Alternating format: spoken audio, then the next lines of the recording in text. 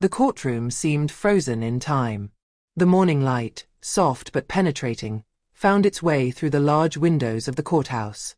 She caressed the cold stone walls, bringing out every crack, every vein in the marble that bore witness to the ancient history of the place. The rays illuminated the room with a strange clarity, contrasting with the air heavy with tension that reigned there. The shadows of the spectators took shape slowly on the floor, but their eyes were all focused on a single figure, Clarice Beaufort, the judge. She was motionless, almost frozen, sitting in her black leather chair, a symbol of the authority of the court. This face, usually impassive and strong, was the very image of mastery. Her eyes, infinitely deep, seemed to look beyond the benches of the room, across the centuries of silent struggles she had gone through to get here. Clarice was the first black woman to reach this position, a woman forged by hardship, a woman who had learned to silence her own suffering and to master every word, every gesture, every decision. Through his eyes, one could read the invisible scars of his past, battles fought in the shadows, quiet victories and countless sacrifices. She had etched every trial on her soul, strengthening her courage with every injustice she had observed in the corridors of justice. Today, however, even that iron gaze seemed hesitant, as if, for the first time, Clarice found herself facing a challenge she could not control. This challenge was not simply a legal matter. It was not a question of law or procedures. That morning, his gaze was going to be tested by an accusation as unexpected as it was crushing. A cry of truth. A cry that would shake the very foundations of her position, her career, and perhaps the idea she had of justice itself. The court was plunged into a heavy, almost palpable atmosphere. The room, filled with journalists, witnesses and members of Adeline Simeon's family, seemed suffocated by the smell of suffering emanating from this trial. All eyes were fixed on the lawyers, the witnesses, but also on Clarice. The trial shook the city, and for many, it embodied the battle of a community that had suffered too long in the shadow of injustice. Adeline Simeon, a black mother, lost her life during a violent police intervention. The police officer in question, Officer DuPont, was not just another actor in this tragedy. He represented, in the minds of many, the embodiment of a corrupt force of law and order, of a system that protected its own. Adeline's family's complaint, filed against the state for negligence and abuse of power, made headlines, dividing public opinion. The media, like a pack of hungry wolves, had pounced on the affair. Racial tensions, already tense in the city, were at their peak. Demonstrations had broken out. The streets were angry. For some, it was a fight for justice. For others, it was a simple attempt to destabilize the foundations of power. Clarice Beaufort, who had always made her decisions with strict impartiality, an intransigence respected by all, today found herself confronted with a moral dilemma that she had never anticipated. The case seemed clear, on paper. The facts were there. The police intervention was brutal. The victim was innocent. But what disturbed Clarice, what shook her certainties, was Agent DuPont, a man whose history was filled with abuse of power and gratuitous violence. DuPont was not a simple police officer. He was a symbol of the rotten system that she had sworn to defend or reform. And yet, it seemed that he had always been able to manipulate circumstances in his favor, escaping any repercussions. His tactics, his pressure maneuvers, his way of twisting the truth to his advantage had become legendary. Clarice felt trapped, as if justice itself was slipping away from her at every turn. And yet, instead of all that, what would change the course of that day was neither a brilliant lawyer nor a shocking piece of evidence. It would not be a learned demonstration of the law, nor an eloquent pleading that would tip the scales. No. That day, it was a cry that would transform everything. A cry that springs from the depths of a broken soul, from a heart overwhelmed by pain. A cry of a young boy of 14. The court was plunged into total silence. The boy, whose face was disfigured by emotion, stood up abruptly. His eyes, shining with rage and tears, landed directly on Clarice. His hands were trembling, his lips were tight, but his voice, torn by pain, rose loud and clear. "You are a murderer. You killed my mother." The room remained frozen, as if time itself had stopped flowing. The silence became heavy, almost palpable, a silence that swallowed up the murmurs of the spectators and the echo of the clerk's gavel. All eyes turned to the boy, a frail but determined figure in the middle of this icy room. His fists clenched and his breathing heavy. The weight of his words made the air tremble. You killed my mother. You killed Adeline. You did nothing, said nothing. You let her die. The boy's scream echoed, a cry of raw pain and savage anger. Clarice, like everyone present, remained paralyzed, frozen in the moment. The noise in the room, previously discreet, seemed distant, as if muffled under unbearable pressure. Her eyes fixed on the boy, on his face twisted in pain, and suddenly the reality of the moment overwhelmed her. This boy was not only speaking for his mother. He spoke on behalf of all the lives lost, the injustices that were piling up in the shadows of society. He spoke in the name of history, of a past marked by the scars of oppression, and of a present where each black family seemed to carry within itself pain accumulated for generations.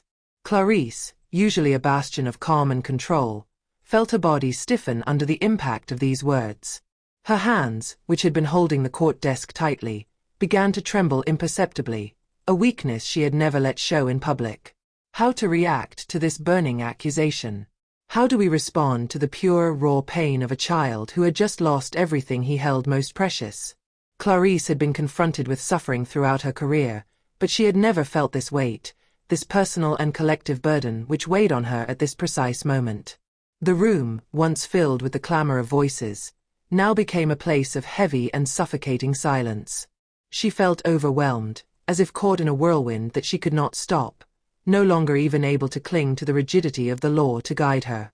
The boy, trembling but with fierce determination, did not look away from the judge.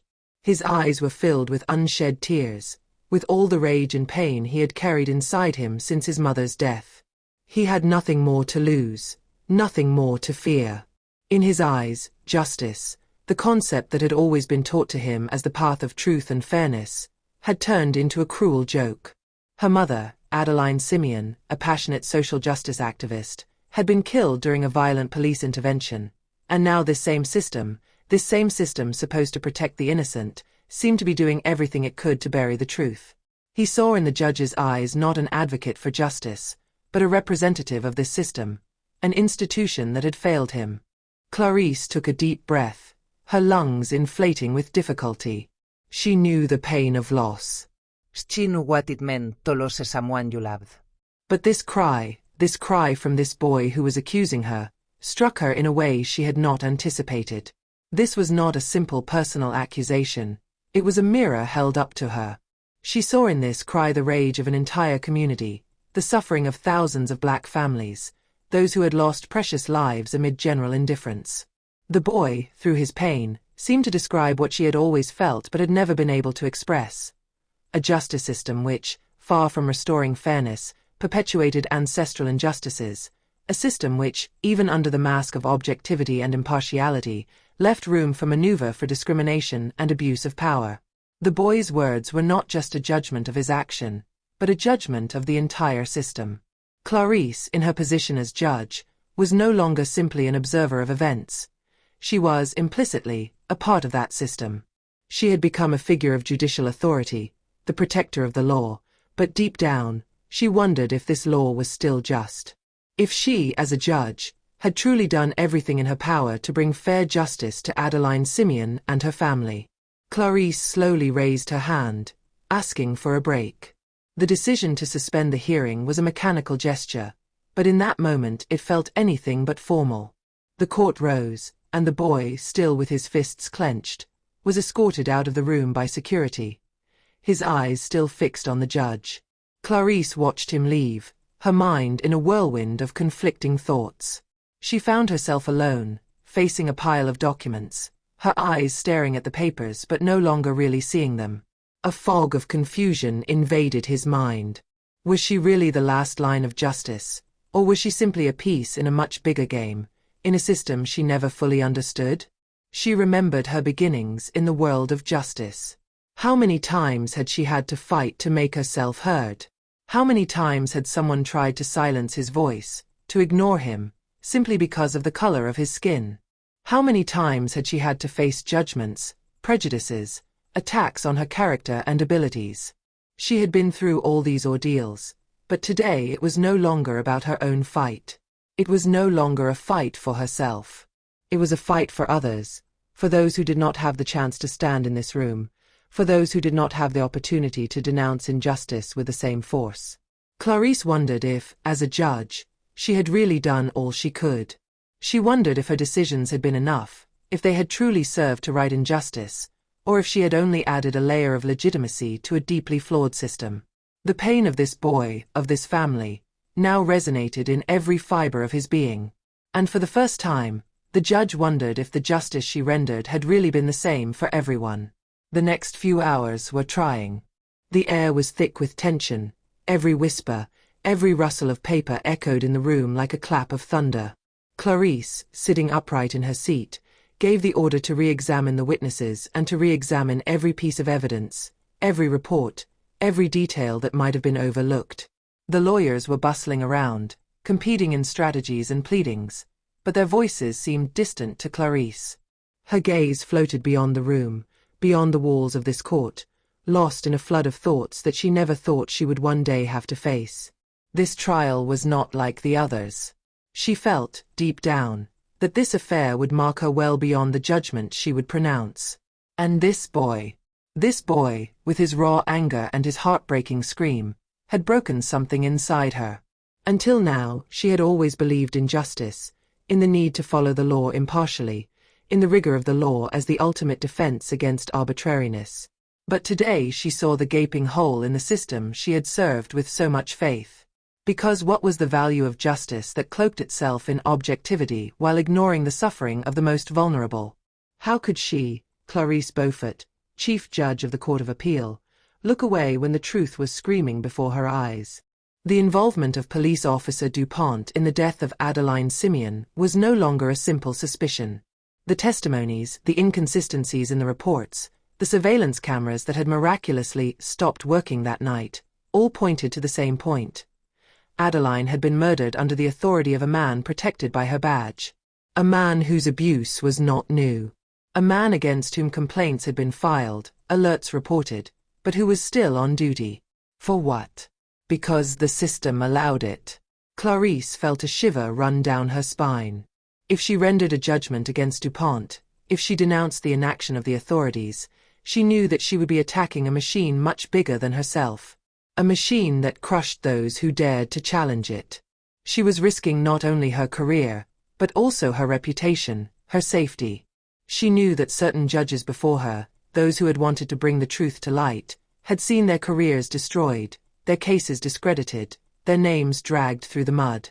But could she still be silent? His fingers clenched the wood of the desk, searching for an anchor. A few meters from her, the boy was waiting. He hadn't moved.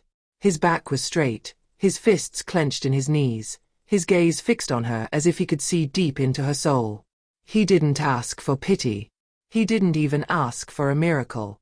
I just wanted the truth. Clarice took a deep breath and straightened her shoulders. She knew what she had to do. Silence fell on the room when she stood up, a new seriousness in her eyes. After a thorough examination of the facts, she began in a clear voice, after having compared the evidence, the testimonies and the reports, it is my duty to recognize that serious errors were made in this case. A wave of shock ran through the audience. Some lawyers murmured among themselves, one of the prosecutors frowned, but she continued, implacable. Agent DuPont, responsible for the intervention which led to the death of Adeline Simeon, is formally accused. The evidence gathered demonstrates not only excessive use of force, but also a deliberate concealment of the facts. A commotion broke out in the room. The defense lawyer jumped up, protesting vehemently, but Clarice raised a hand and silence immediately fell. Worse still, she continued, looking at the assembly, the inaction of the authorities and the passivity of the state in this matter cannot be ignored. When justice fails to protect the citizens it is supposed to serve, it becomes complicit in the crimes it claims to judge. The air seemed to freeze. It was no longer a simple verdict. It was a declaration of war against a system that had turned a blind eye for too long. This is why today, she continued, this court recognizes the responsibility of the state in the death of Adeline Simeon and requests that Agent DuPont be immediately suspended from his duties and prosecuted for involuntary homicide and falsification of evidence. The tumult exploded. Journalists rushed to their phones. Camera flashes illuminated the room. The murmurs became a torrent of voices mixed with indignation and astonishment. But Clarice didn't look away. She stared at the boy, who sat motionless. His lips trembled slightly, his eyes shone with suppressed emotion. He had no illusions. He knew that the road to justice was still long, that the state and its lawyers would fight to minimize the consequences, that others would try to cover up the matter. But today, for the first time, someone dared to break the silence. And that glimmer in her eyes, that tiny hope born from a battle too often lost in advance, was enough to convince Clarice that she had made the right choice. Nothing would bring Adeline back. But maybe, just maybe, his cry would not have gone in vain. And perhaps, for the first time in a long time, justice, true justice, had begun to change.